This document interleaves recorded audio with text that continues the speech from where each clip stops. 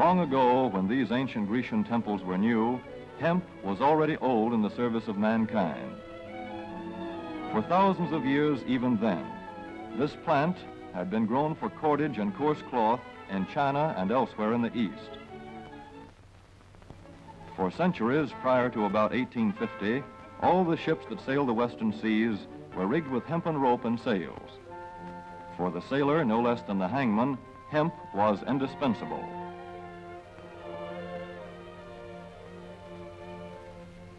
A 44-gun frigate, like our cherished old Ironsides, took over 60 tons of hemp for rigging.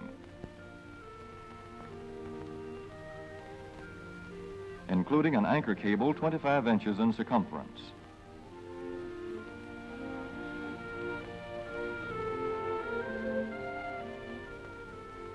The Conestoga wagons and prairie schooners of pioneer days were covered with hempen canvas. Indeed, the very word canvas comes from the Arabic word for hemp. In those days, hemp was an important crop in Kentucky and Missouri. Then came cheaper imported fibers for cordage, like jute, sisal, and manila hemp, and the culture of hemp in America declined. But now, with Philippine and East Indian sources of hemp in the hands of the Japanese, and shipment of jute from India curtailed, American hemp must meet the needs of our Army and Navy as well as of our industries. In 1942, patriotic farmers at the government's request planted 36,000 acres of seed hemp, an increase of several thousand %. The goal for 1943 is 50,000 acres of seed hemp. In Kentucky, much of the seed hemp acreage is on river bottom land such as this, along the Kentucky River Gorge. Some of these fields are inaccessible except by boat. Thus, plans are afoot for a great expansion of the hemp industry as a part of the war program. This film is designed to tell farmers how to handle this ancient crop, now little known outside Kentucky and Wisconsin. This is hemp seed. Be careful how you use it. For to grow hemp legally, you must have a federal registration and tax stamp. This is provided for in your contract. Ask your AAA committeeman or your county agent about it. Don't forget, hemp demands a rich, well-drained soil such as is found here in the bluegrass region of Kentucky or in central Wisconsin.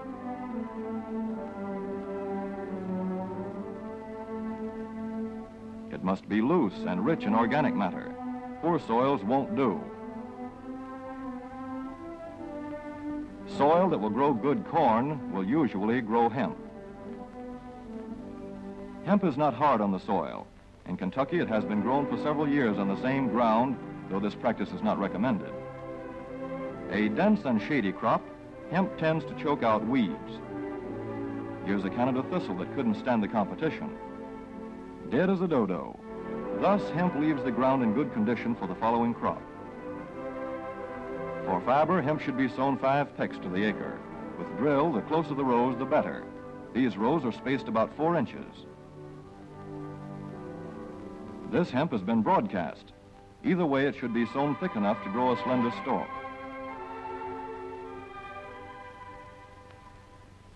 Here's an ideal stand.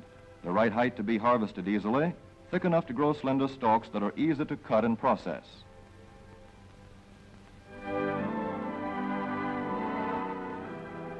Stalks like these here on the left, they yield the most fiber and the best. Those on the right are too coarse and woody. For seed, hemp is planted in hills like corn, sometimes by hand. Hemp is a dioecious plant. The female flower is inconspicuous, but the male flower is easily spotted. In seed production, after the pollen has been shed, these male plants are cut out. These are the seeds on a female plant. Hemp for fiber is ready to harvest when the pollen is shedding and the leaves are falling. In Kentucky, hemp harvest comes in August. Here, the old standby has been the self-rake reaper, which has been used for a generation or more. Hemp grows so luxuriantly in Kentucky that harvesting is sometimes difficult, which may account for the popularity of the self-rake with its lateral stroke.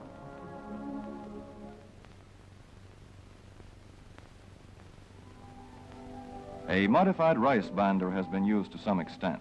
This machine works well in average hemp.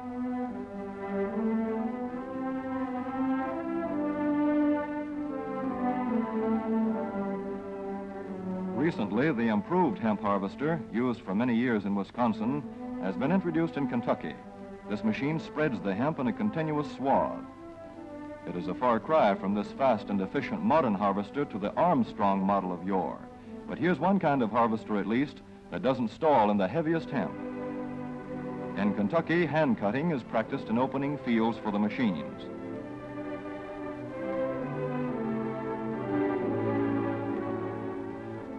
In Kentucky, hemp is shucked as soon as safe after cutting, to be spread out for retting later in the fall.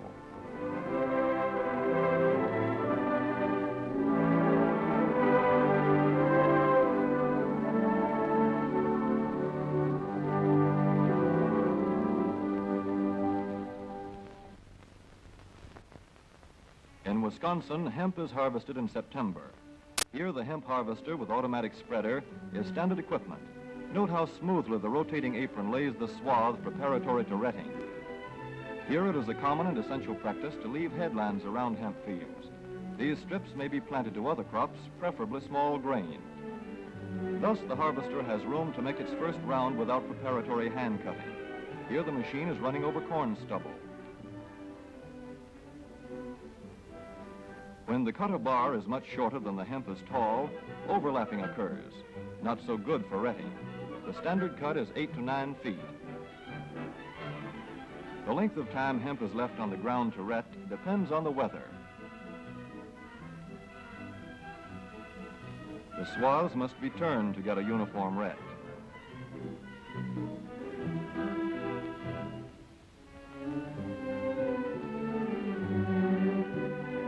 When the woody core breaks away readily, like this, the hemp is about ready to take up and bind into bundles.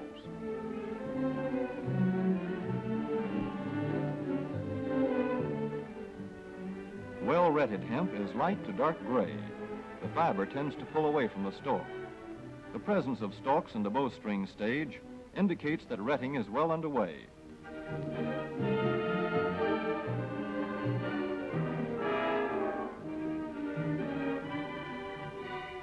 When hemp is short or tangled, or when the ground is too wet for machines, it is bound by hand. A wooden buck is used. Twine will do for tying, but the hemp itself makes a good band.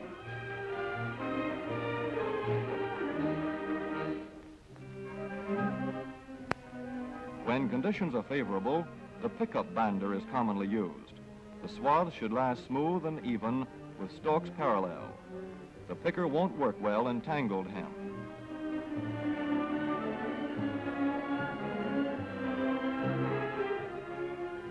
After binding, hemp is shucked as soon as possible to stop further retting. In 1942, 14,000 acres of fiber hemp were harvested in the United States.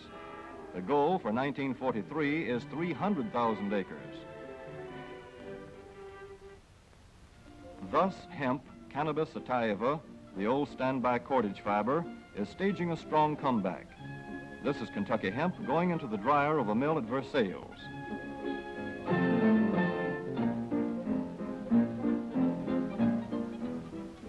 In the old days, breaking was done by hand, one of the hardest jobs known to man.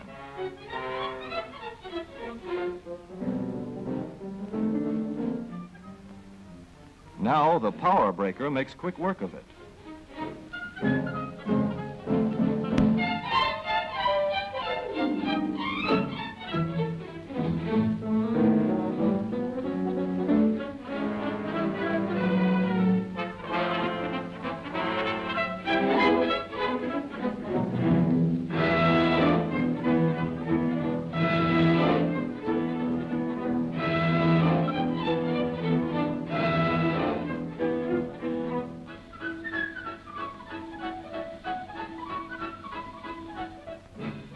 Spinning American hemp into rope yarn or twine in the old Kentucky River Mill at Frankfort, Kentucky.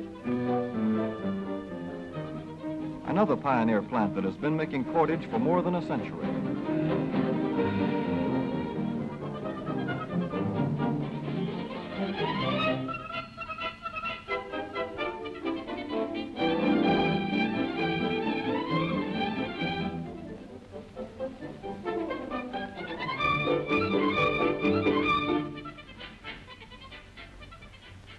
such plants will presently be turning out products spun from American-grown hemp. Twine of various kinds for tying, winding armatures, and upholsterers' work. Rope for marine rigging and towing, for hay forks, derricks, and heavy-duty tackle. Light-duty fire hose. Thread for shoes for millions of American soldiers. And parachute webbing for our paratroopers.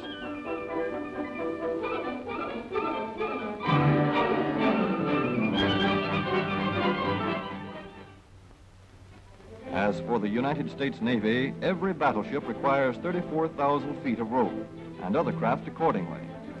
So here in the Boston Navy Yard, where cables for frigates were made long ago, crews are now working night and day making cordage for the fleet. In the old days, rope yarn was spun by hand.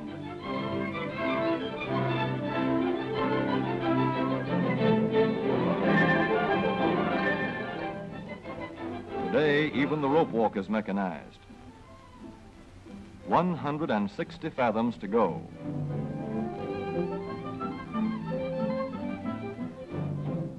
The rope yarn feeds through holes in an iron plate.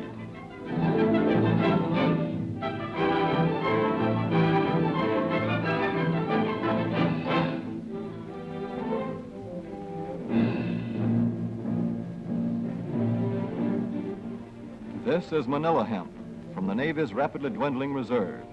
When that is gone, American hemp will go on duty again. Hemp for mooring ships, hemp for tow lines.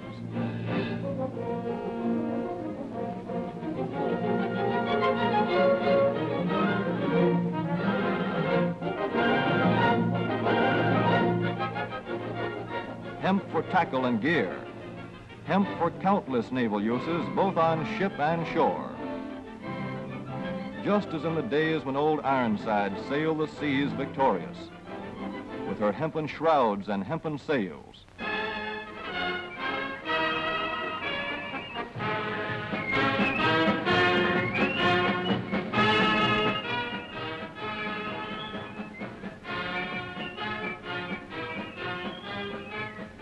Hemp for Victory.